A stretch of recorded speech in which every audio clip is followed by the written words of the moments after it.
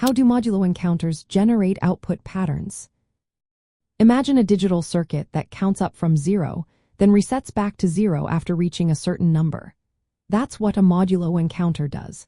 It creates a repeating sequence of output patterns based on a set number, and these counters are everywhere in electronics and embedded systems. They help generate timing signals, control sequences, and even drive digital displays. But how exactly do they produce these patterns? Let's find out. At the core, modulo-N counters are built using flip-flops. Flip-flops are tiny devices that store one bit of information, either 0 or 1. When you connect multiple flip-flops together, you can representing larger numbers in binary form.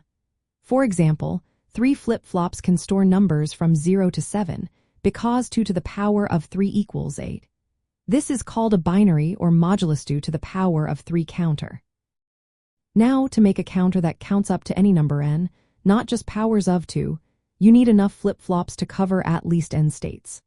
For example, if n is 15, you need 4 flip-flops because 2 to the power of 4 equals 16. The counter naturally counts from 0 up to the maximum binary number it can store.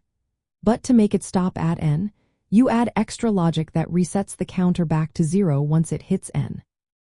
This reset logic is usually made with logic gates that detect when the count reaches n, and then clear all flip-flops on the next clock pulse. Every time the clock signal ticks, the counter increments its binary value by 1. The outputs of the flip-flops show the current count in binary form. When the count reaches n-1, the reset logic kicks in and clears the flip-flops. This causes the count to jump back to 0. The pattern of outputs then repeats, creating a cycle of n states. These states from the output pattern of the counter. There are 2 main types of counters. Asynchronous counters, also called ripple counters, trigger flip-flops one after another.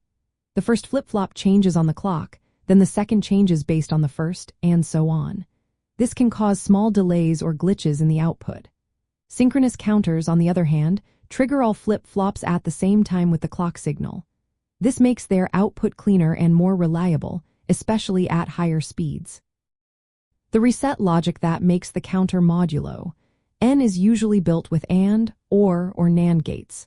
These gates detect when the binary count equals n and then send a reset signal to all flip-flops. This reset clears the count back to 0, ready to start counting again. This process creates a repeating pattern of binary outputs from 0 to n-1. Modulo-N counters are used in many practical ways. They can divide the frequency of a clock signal by n, which is useful in timing circuits. For example, a modulo 60 counter can keep track of seconds or minutes in digital clocks. They are also used in digital displays, where a modulo-N counter drives the digits of a 7-segment display. In control systems, they generate repetitive signals to control motors or other devices. In summary, modulo-N counters generate output patterns by counting in binary using flip-flops, then resetting to 0 once they reach, and this cycle repeats endlessly, creating a predictable and useful pattern. They are essential building blocks in digital electronics and embedded systems, helping to manage timing, counting, and control tasks efficiently.